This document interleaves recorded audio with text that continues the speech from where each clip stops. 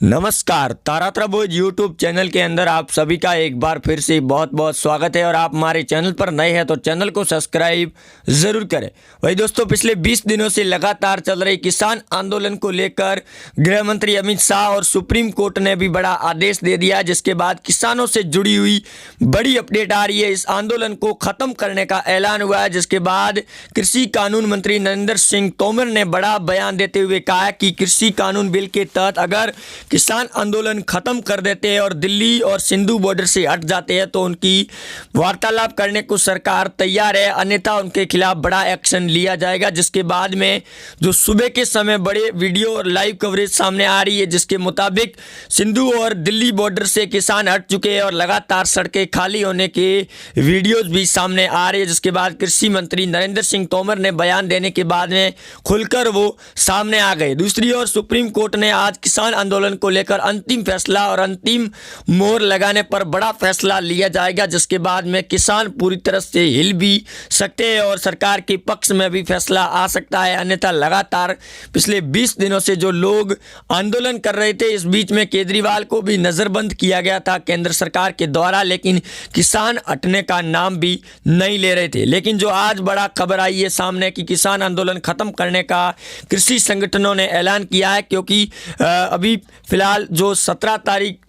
है उसके बाद यानी कि कल बड़ा आंदोलन की चेतावनी भी दी गई है कि दिल्ली से लगाकर टिहरी बॉर्डर ही नहीं की बल्कि हर एक राज्य के अंदर लॉक कर दिया जाएगा उनके बॉर्डरों को। जिसके बाद में लगातार सरकार इन पर आदेश और एक्शन लेने की तैयारी में है और उनके साथ वार्तालाप करने को भी तैयार नहीं है। लेकिन जो इस आंदोलन के बीच में खालिस्तान के लोग और कांग्रेस और विपक्ष के लोग शामिल होकर इस और आंदोलन को भड़काने की जो कोशिशें कर रहे हैं, उनके ऊपर नापाक बेहिसाब आंदोलन शुरू करने की जो तैयारियां शुरू की गई है और उनकी जो नापाक हरकतें सामने आ रही है इस किसान आंदोलन की आड़ में और किसानों को भटकाने की कोशिश की जा रही है, इसको लेकर भी सुप्रीम कोर्ट अपना आज फैसला सुनाएगा। और सरकार ने पहले से ही आदेश जारी कर दिया कि उनके खिलाफ बड़ा एक्शन लिया जाए, क्योंकि खुफिया एजेंसियों ने भी पहले बयान दिए थे। यहाँ तक कि किसान संगठन से जुड़े करीब 200 संगठनों ने मोदी सरकार के इस कृषि कानून बिल का फैसला उनके समर्थन में अपना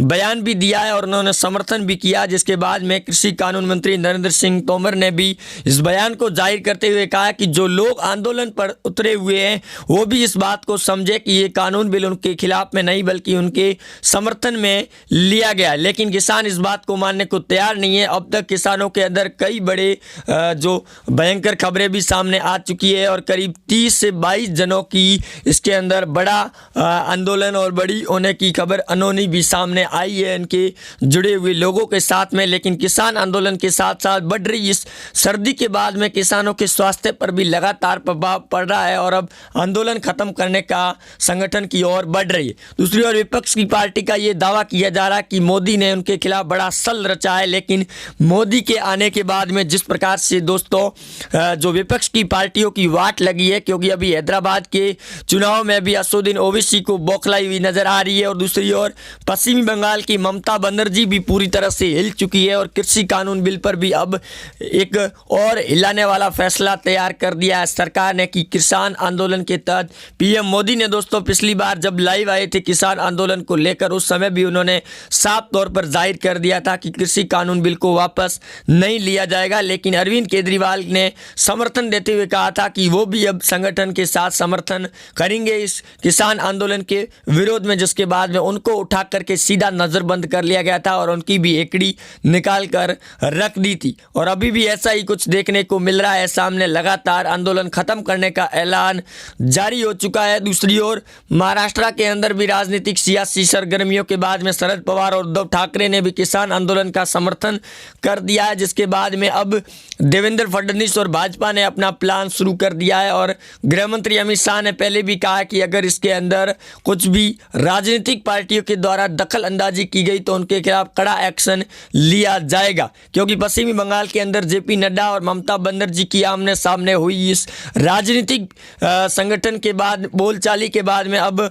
पीएम मोदी ही नहीं बल्कि गृह मंत्री अमित शाह भी वहां पर पहुंच गए हैं अब पश्चिमी बंगाल के अंदर, और किसानों की इस आड़ में हो रहे इस षड्यंत्र को नाकाम करने के लिए भरपूर कोशिशें जारी की गई है भाजपा पार्टी और केंद्र सरकार के द्वारा, क्योंकि पीएम मोदी और जेपी नड्डा से लगाकर गृह मंत्री अमित शाह ने भी ऐलान कर दिया है कि अब किसानों की आड़ में जो खालिस्तान के लोग हैं, जहां एक तरफ से शर्जील इमाम और कन्हैया की जो गिरफ्तारी की गई है उनके खिलाफ और उनको रिहा करने की किसान आंदोलन में मांग हो चुकी है, क्योंकि इस किसान आंदोलन की आड़ में वो खालिस्तान के लोग जो शाहीन बाग दिल्ली के अंदर एनआरसी और सीएए के विरोध में प्रदर्शन कर रहे थे, और आखिरकार में डंडे मारकर वहां से उनको भगा दिया गया दिल्ली पुलिस और गृह मंत्री अमित शाह के द्वारा, क्योंकि लगातार वार्तालाप होने के बाद भी वो लोग डटे हुए थे। और ऐसा ही कुछ अब इस आंदोलन के अंदर भी देखने को मिल रहा है कि जिस प्रकार से लोग आंदोलन कर रहे हैं उस आड़ में वही शाहीन बाग की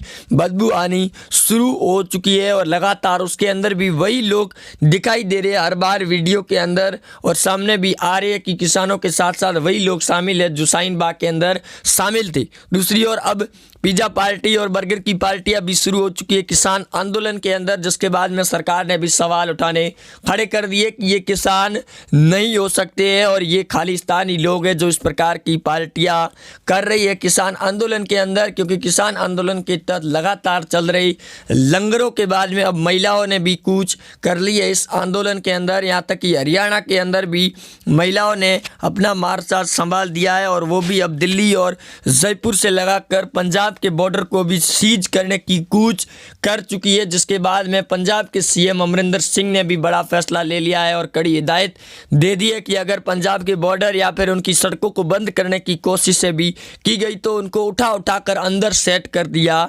जाएगा। जिसके बाद में कांग्रेस पूरी तरह से हिल चुकी है, और खबर यह भी है कि कांग्रेस के करीब 23 वरिष्ठ नेताओं के द्वारा इस्तीफा और उनके खिलाफ अभियान चलाने की शुरुआत कर दी गई है सोनिया गांधी के द्वारा, क्योंकि उन्होंने सोनिया गांधी के सवालों पर सवाल उठाए थे और उनको भी चेतावनी दी थी कि अगर वो कांग्रेस के अध्यक्ष पद से इस्तीफा नहीं देगी तो उनके खिलाफ महाअभियोग की प्रक्रिया शुरू की जाएगी, जो राष्ट्रपति के खिलाफ में की जाती है। वैसा ही कुछ षड्यंत्र देखने को मिल रहा है, लेकिन कांग्रेस पार्टी पूरी तरह से बौखला गई है। जिस प्रकार से महाराष्ट्र के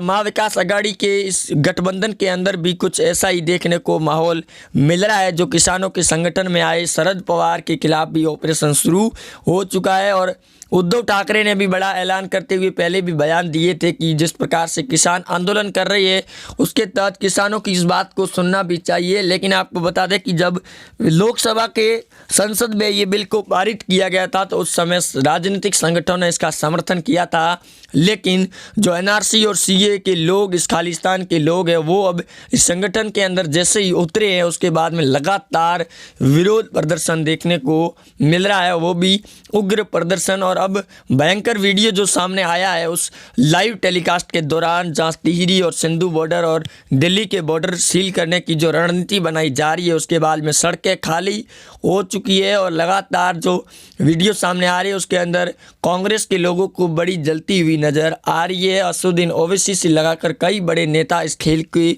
और बढ़ावा देने की कोशिश है जो कर रहे थे, उनके इरादों पर पानी फेर दिया गया है गृह मंत्री अमित शाह और कृषि मंत्री नरेंद्र सिंह तोमर के द्वारा। और सुप्रीम कोर्ट भी आज बड़ा फैसला लेगा, क्योंकि लगातार बढ़ रहे इस प्रदर्शन को लेकर सुप्रीम कोर्ट ने भी कड़ा फैसला दे देने की आदेश की पालना करते हुए कहा भी है पहले भी कि जल्द से जल्द इस आंदोलन को ख़त्म किया जाए, क्योंकि इस संकट काल के अंदर लगातार हो रही इस प्रदर्शन के बाद पर देश की आर्थिक व्यवस्था पर काफ़ी ज़्यादा प्रभाव भी पड़ रहा है। लेकिन जो विपक्ष के लोग हैं वो लगातार मोदी और मोदी की सरकार पर सवाल उठा रहे हैं, और लगातार वो ये भी कह रहे हैं कि मोदी की सरकार आने के बाद में किसानों ही नहीं बल्कि हर एक गरीब परिवार को नुकसान भी हुआ है, और सबसे ज़्यादा मुस्लिम समुदाय के लोगों को नुकसान हुआ है, क्योंकि लगातार सरकार हिंदू मुस्लिम धर्म के आधारित पर लोगों को बांटने की जो कोशिश कर रही है उसके इरादों पर हम पानी फेर देंगे। लेकिन सरकार ने जिस प्रकार से